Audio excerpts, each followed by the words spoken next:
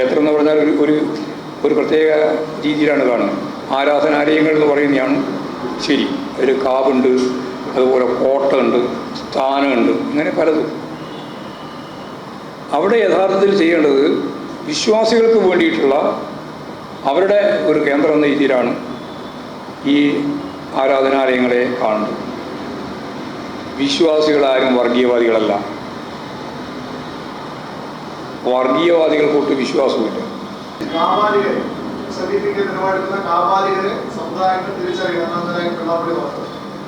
അത് വെള്ളാപ്പള്ളി പറഞ്ഞതിനൊന്നും ഞാൻ മറുപടി പദാനുപദം പറയാൻ ഞാൻ ഉദ്ദേശിക്കുന്നില്ല. പക്ഷേ ബാക്കി എല്ലായിട്ടും ഞാൻ മറുപടി പറഞ്ഞു കഴിഞ്ഞിട്ടുണ്ട്. എന്തിനെ ഞങ്ങൾ അംഗീകരിക്കുന്നു, എന്തിനെ ഞങ്ങൾ എതിർക്കുന്നു. പ്രതിപക്ഷം കേരളത്തിൻ്റെ വികസനവുമായിട്ട് ബന്ധപ്പെട്ട ഒരു കാര്യവും നിർവഹിക്കാൻ തയ്യാറില്ല. അതിപ്പോൾ പകർച്ചവ്യാധിയായാലും എന്ത് വ്യാധിയായാലും ഞങ്ങൾക്കത് ബാധകമല്ല എന്ന രീതിയിലാണ് അവരുടെ നിലപാട്. എല്ലാം തിരുത്തിക്കൊണ്ടാണ് പോവുക. ആരൊക്കെ തിരുത്തേണ്ടിയുണ്ടോ തിരുത്തേണ്ടവരെല്ലാം തിരുത്തി മുമ്പോട്ടേക്ക് പോകും. അത് ഇന്നയാൾ ഇങ്ങനെ തിരുത്തണം എന്നല്ല ഞങ്ങൾ പറയുന്നത്, മൊത്തം തന്നെയാണ് പറയുന്നത്. അത് ഞങ്ങൾക്കും ബാധകമാണ്. ആർക്കെങ്കിലും ഒരാൾക്ക് തിരുത്തലില്ല, ബാക്കി എല്ലാവർക്കുമാണ് തിരുത്തൽ, ഞങ്ങൾക്ക് പറയുന്നില്ല. എല്ലാം ആയിരുന്നു വീഴ്ച വന്നിരിക്കുന്നു. അത് കേന്ദ്ര ഗവൺമെൻറ്റിൻ്റെ വീഴ്ചയല്ലേ. കേന്ദ്ര ഗവൺമെൻറ് പണം തരാത്തതുകൊണ്ടാണല്ലോ പ്രശ്നം ഉണ്ടായത്. അത് അങ്ങനെ കാണുന്നത്. അതായത് നമ്മൾ ഒരു ഗവൺമെൻറ് ഫെഡറൽ സംവിധാനത്തിൻ്റെ ഭാഗമാണ്. ഫെഡറൽ സംവിധാനം എന്ന് പറയുന്നത് കേന്ദ്ര ഗവൺമെൻറ്റുമുണ്ട്, സംസ്ഥാന ഗവൺമെൻറ്റുമുണ്ട്. പണവിഹിതം വെക്കുന്നതിൻ്റെ ഭാഗമായിട്ടുള്ള ഭരണഘടനാപരമായിട്ടുള്ള കാഴ്ചപ്പാടുണ്ട്. ആ കാഴ്ചപ്പാടൊന്നും അംഗീകരിക്കാതെ കേരളത്തിന് പണം തരാതിരിക്കുക എന്നുള്ള പ്രശ്നം വരുമ്പോഴല്ലേ ഇത് നമ്മൾ അംഗീകരിച്ചത്. അപ്പോഴാണ് പ്രയോറിറ്റി തീരുമാനിക്കണം എന്ന് പറഞ്ഞത്. അതിപ്പോൾ പ്രയോറിറ്റി തീരുമാനിച്ച് മുമ്പോട്ടേക്ക് പോകും.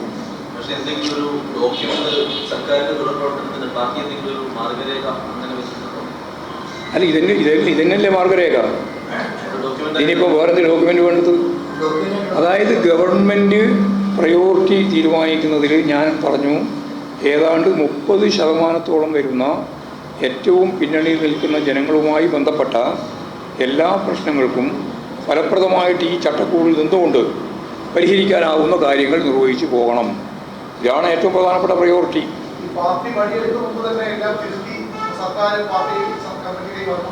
അല്ല, ഞങ്ങളിതൊക്കെ ചർച്ച നടത്തിക്കൊണ്ടിരിക്കില്ലേ. ഇത് വെറുതെ ചർച്ച നടത്തുകയാണോ? അല്ലാണ്ട് രേഖയുണ്ടായിട്ട് കടലാസം കൂടെ കൊടുക്കുകയല്ലല്ലോ ചെയ്യുന്നത്. ഞങ്ങളിതെല്ലാം ചർച്ച ചെയ്യല്ലേ. ആ ചർച്ചയുടെ എല്ലാം ഭാഗമായിട്ട് പാർട്ടിയുമായിട്ട് ബന്ധപ്പെട്ടുകൊണ്ട് തന്നെ എന്തെല്ലാം കാര്യങ്ങൾ ഞാൻ നേരത്തെ പറഞ്ഞ പോലെ മുൻഗണനാടിസ്ഥാനത്തിൽ ഗവൺമെൻറ്റിന് ചെയ്യാം എന്ന കാര്യം ഗവൺമെൻറ് തന്നെ സ്വതന്ത്രമായിട്ട് 300 അനുസരിച്ച് അസംബ്ലിയിൽ പറഞ്ഞു കഴിഞ്ഞു. ആ പറഞ്ഞത് വലിയ അംഗീകാരമാണ് കേരളത്തിൽ സാധാരണക്കാരായ ജനങ്ങളെ സംബന്ധിച്ചിടത്തോളം ഉണ്ടായിട്ടുള്ളത്.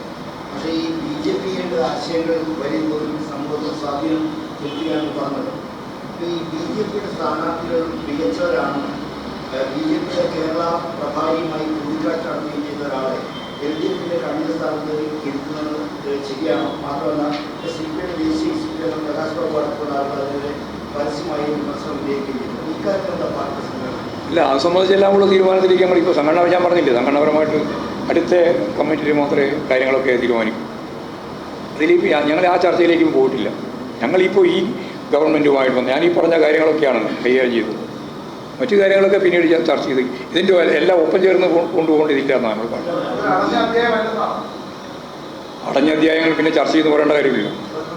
അടഞ്ഞിട്ടില്ല. BJP വിരുദ്ധത അന്നും ഇന്നും ഞങ്ങൾ നയമായിട്ട് കൊണ്ടുപോകാൻ. അങ്ങനെ അദ്ദേഹം ഒരു കാര്യത്തിലും BJPക്ക് അനുകൂലമായ നിലപാട് സ്വീകരിച്ചിട്ടൊന്നുമില്ല.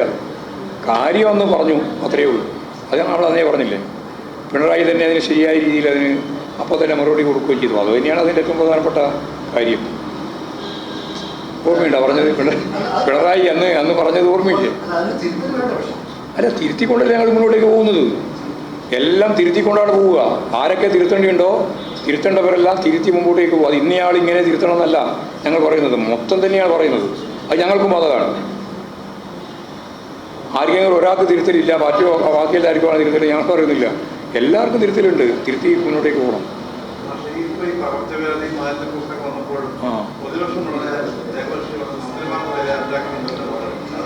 പ്രതിപക്ഷം മുമ്പേ തീരുമാനിച്ചതാണ്. സംസ്ഥാന ഗവൺമെൻറ്റിൻ്റെ ഒരു വികസന നിലപാടുമായി യോജിച്ചു പോകുന്നതല്ല എന്ന് അവർ മുമ്പേ തീരുമാനിച്ചിട്ടുണ്ട് രാഷ്ട്രീയമായിട്ട്. ആ രാഷ്ട്രീയ തീരുമാനമാണ് അവർ നടപ്പിലാക്കിക്കൊണ്ടിരിക്കുന്നത്. പ്രതിപക്ഷം കേരളത്തിൻ്റെ വികസനവുമായിട്ട് ബന്ധപ്പെട്ട ഒരു കാര്യവും നിർവഹിക്കാൻ തയ്യാറില്ല. അതിപ്പോൾ പകർച്ചവ്യാധിയായാലും എന്ത് വ്യാധിയായാലും ഞങ്ങൾക്കത് ബാധകമല്ല എന്ന രീതിയിലാണ് അവരുടെ നിലപാട്. പക്ഷേ ഈ ലോക്സഭാ ഇലക്ഷൻ റിസൾട്ട് വിലയിരുത്തിയപ്പോൾ മാഷിപ്പം വാർത്താ സമ്മേളനത്തിൽ പറഞ്ഞതിൽ BJP-യുടെ കാര്യം പറഞ്ഞു, ലീഗിൻ്റെ പറഞ്ഞു, മാധ്യമങ്ങൾ എന്തും ചെയ്യുന്ന തരത്തിലുള്ള പ്രചാരണം അതും പറഞ്ഞു, സോഷ്യൽ മീഡിയയുടെ കാര്യം പറഞ്ഞു. അപ്പോൾ ഈ 3 ദിവസം നമ്മൾ ചർച്ച ചെയ്തിട്ടും പാർട്ടിക്കോ അല്ലെങ്കിൽ സർക്കാരിനോ ഒരു തരത്തിലുള്ള വീഴ്ച സംഭവിച്ചിട്ടില്ല. അതൊക്കെ കഴിഞ്ഞ പത്രസമ്മേളനം ഞാൻ പറഞ്ഞാണല്ലോ. അത് പിന്നെ ആവർത്തിച്ച് പറഞ്ഞുകൊണ്ടിരിക്കേണ്ടിയിരുന്നു. ഈ വിഷയം മാത്രം ചർച്ച ചെയ്യാനാണോ? അത് അന്ന് ചർച്ച ചെയ്തതിൻ്റെ മേലെ സംഘടനാപരമായി എന്ത് നിലപാട് സ്വീകരിച്ചു എന്ന് പറയാനാണ് ഈ കമ്മിറ്റി. അല്ലാണ്ട് അതെന്നെ ആവർത്തിച്ച് പറഞ്ഞുകൊണ്ടിരിക്കാനല്ല. സർക്കാർ ഒരുപാട് മാറ്റങ്ങൾ എവിടെയാണ് വീഴ്ച വന്നത്, കേന്ദ്രത്തിൽ നയങ്ങളെ വീഴ്ച ഉണ്ടായിരുന്നു. ഈ പാർട്ടിയുടെ അത്തരത്തിൽ കൂടുതൽ പാർട്ടി നേതാക്കളുടെ ശൈലി, അതാ പറഞ്ഞത്. ഞാൻ അതല്ല തിരുത്തേണ്ടതൊക്കെ മുഴുവൻ തിരുത്തും തന്നെയാണ് പറഞ്ഞത്. മലയാളമല്ലേ പറഞ്ഞത്. ആരൊക്കെയാണോ തിരുത്തേണ്ടവരെല്ലാം തിരുത്തും. അത് ഏതെങ്കിലും ഒരു പ്രത്യേക ആളെയും അല്ലെങ്കിൽ ഏതെങ്കിലും ഒരു പേരും വെച്ചുകൊണ്ടല്ല ഞാൻ പറഞ്ഞത്. ആവശ്യമായ തിരുത്തലുകൾക്ക് വിധേയപ്പെടും.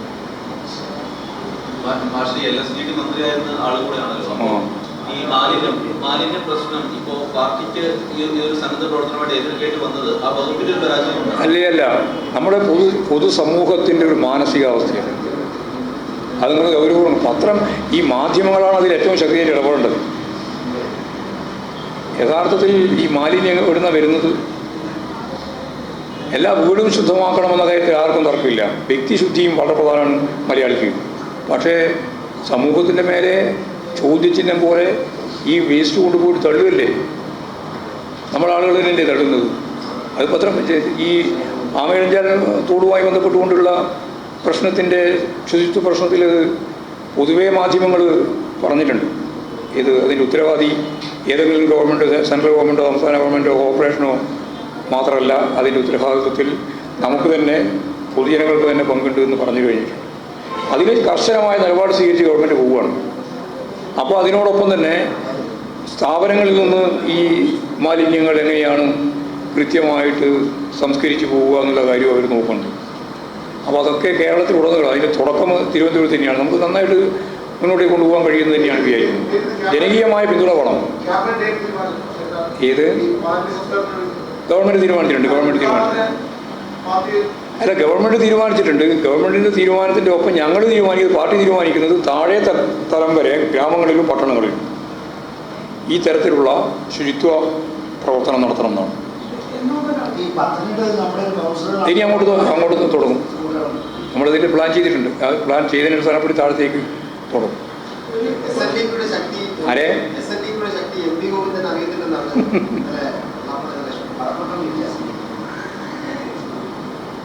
ശക്തിയൊക്കെ നല്ല രീതിയിൽ അറിഞ്ഞുകൊണ്ടാണല്ലോ ഞാൻ പറഞ്ഞത്. ഞങ്ങൾ ഒരിക്കലും SNDP-ക്ക് എതിരല്ല. SNDP എന്ന പ്രസ്ഥാനത്തിൻ്റെ ആശയ തലത്തിലുള്ള വർഗീയവൽക്കരണത്തെയാണ് ഞങ്ങൾ എതിർക്കുന്നത്. അല്ലാണ്ട് ഞങ്ങൾക്ക് എന്താ ഇപ്പോൾ SNDP-ക്ക് എതിരായിട്ട് ഇതിന് നമ്മൾ പറഞ്ഞിട്ടില്ലല്ലോ. ഇപ്പം അടുത്തൊന്നും മുമ്പ് പറഞ്ഞിട്ടുണ്ടായിരുന്നു.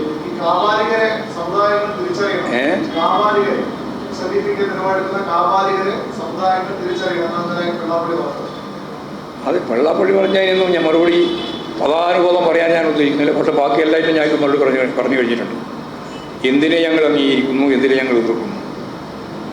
എതിർപ്പിൻ്റെ അടിസ്ഥാനം BDJS-ഉം RSS-ഉം ചേർന്നും ശ്രീനാരായണ ഗുരുവിൻ്റെ ദർശനങ്ങളെ കാവ്യവൽക്കരിക്കാൻ വേണ്ടി നടത്തിക്കൊണ്ടിരിക്കുന്ന SNDP-ക്ക് അകത്തുള്ള പ്രവേശനത്തെയാണ് ഞങ്ങൾ ശക്തിയായിട്ട് എതിർത്തത്. BDJS-ഉം RSS-ഉം ഉൾപ്പെടെയുള്ളത്. അതിന് ഞങ്ങൾ എതിർക്കുകയും ചെയ്യും, ശക്തിയായിട്ട് എതിർക്കും. ആര് എന്തെല്ലാം പറഞ്ഞാലും ഈ എതിർപ്പ് ശക്തിയായിട്ട് തുടരും. ഇതൊരു ആശയതലത്തിലുള്ള സമരമാണ്. വെറും ശാരീരിക പ്രശ്നവും വ്യക്തിപരമായ പ്രശ്നവുമല്ല. ഇത് ആശയരംഗത്തുള്ള ഏറ്റവും പ്രധാനപ്പെട്ട ഒരു സമരമാണ്. ആ സമരം ഏറ്റെടുത്ത് മുമ്പോട്ടേക്ക് പോകുക തന്നെയാണ് ഉദ്ദേശിക്കുന്നത്. SFI നല്ലപോലെ തിരിച്ചു SFI അതുപോലെ തന്നെ യുവജനം എല്ലാം തന്നെ വളരെ സജീവമായി ശക്തിപ്പെട്ടു വരും എന്നുള്ളതാണ് ഞങ്ങൾ കാണുന്നത്.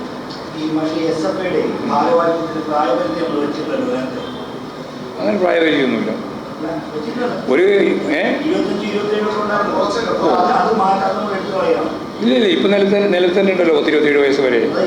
അത് മതി. അതിൻ്റെ അപ്പുറം പ്രായമായി വേണമെന്നില്ല. അല്ല 27 വയസ്സെല്ലാകുമ്പോഴേ നല്ല പക്വതയാവും. അതിന് വന്നത് നല്ല പക്വത. ചെറിയ ആൾക്ക് ഒരിക്കലും പക്വത വരില്ല. ചെറിയ ആൾക്ക് വളരെ ചെറുതാകുമ്പോൾ തന്നെ പക്വത വരും. അതല്ലേ പക്ഷേ നഗര കേന്ദ്രീകരിച്ചുള്ള പ്രവർത്തനങ്ങളിൽ മാറ്റം ശക്തിപ്പെടുത്തണം നമ്മൾ തീരുമാനം. അല്ല എന്താണ് ഇപ്പോൾ ഇവിടെ പറഞ്ഞ് വിശദീകരിക്കാൻ പറ്റില്ല. അതെല്ലാം ഒരു അജണ്ടയാണ്. ഈ നിലവിലുള്ള പ്രവർത്തനത്തിൽ എന്തെങ്കിലും നിലവിലുള്ള പ്രവർത്തനം മെച്ചപ്പെടുത്തി മുമ്പോട്ട് കൊണ്ടുപോകണം. ഇല്ലില്ല, നമ്മളൊന്നും തീരുമാനിച്ചില്ല. സമ്മേളനത്തിൻ്റെ അജണ്ട തീരുമാനിച്ചു. ആ ആ അതായത് ക്ഷേത്രങ്ങൾ ഇപ്പോൾ RSS കൈപ്പിടിയിൽ ഒതുക്കാൻ വേണ്ടി ശ്രമിച്ചുകൊണ്ടിരിക്കുകയാണ്.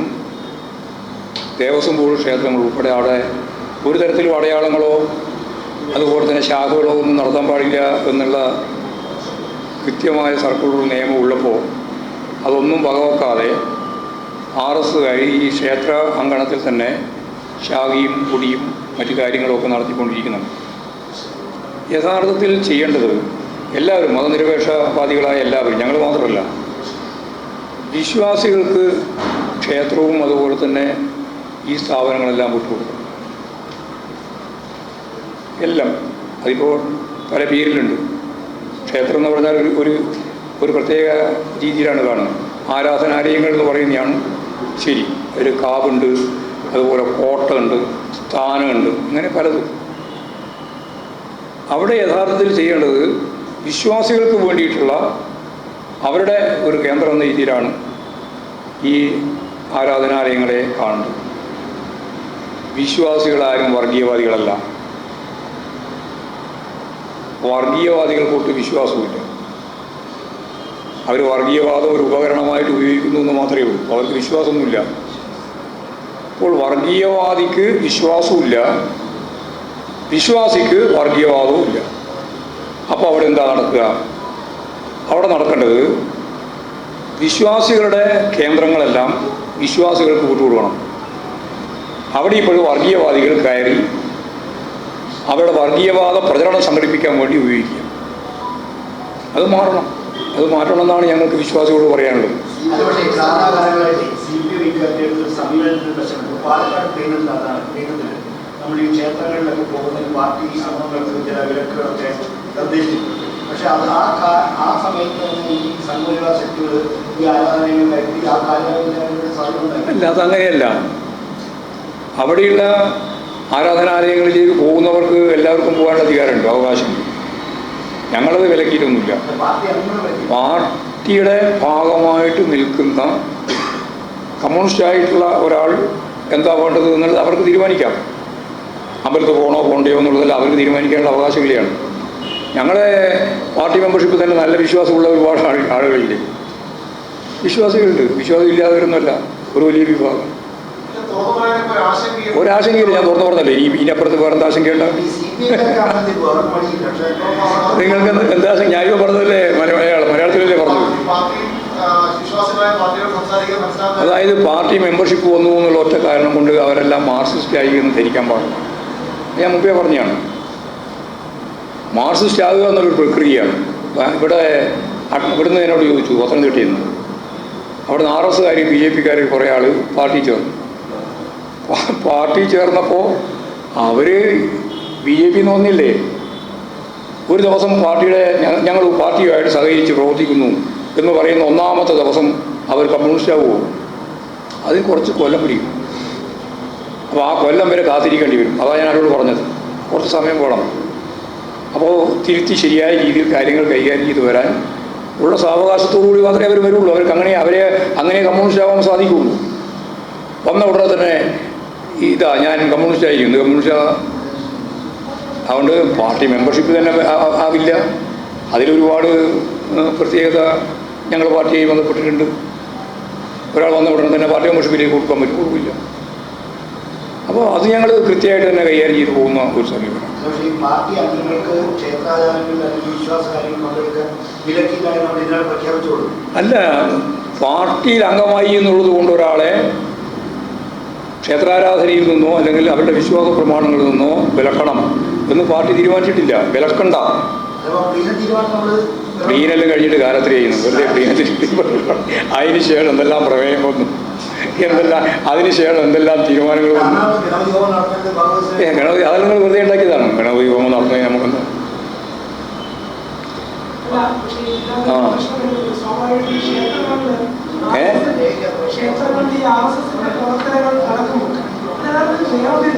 നിയമവിരുദ്ധമാണ്. സർക്കാരിൻ്റെ ഇടപെടലല്ല, ദേവസ്വം ബോർഡിൻ്റെ ഇടപെടലാണ്.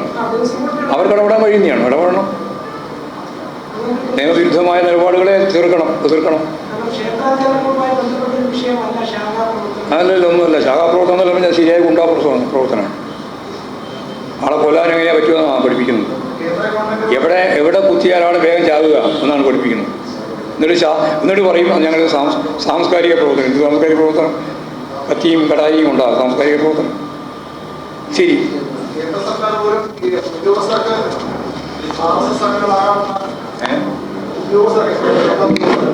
കേന്ദ്ര സർക്കാർ ഫാസ്റ്റും തന്നെ ആവാമെന്ന് തീരുമാനിച്ച പാർട്ടിയാണ് BJP. ആറുണ്ടല്ലോ ഫാസ്റ്റും കേട്ടോ.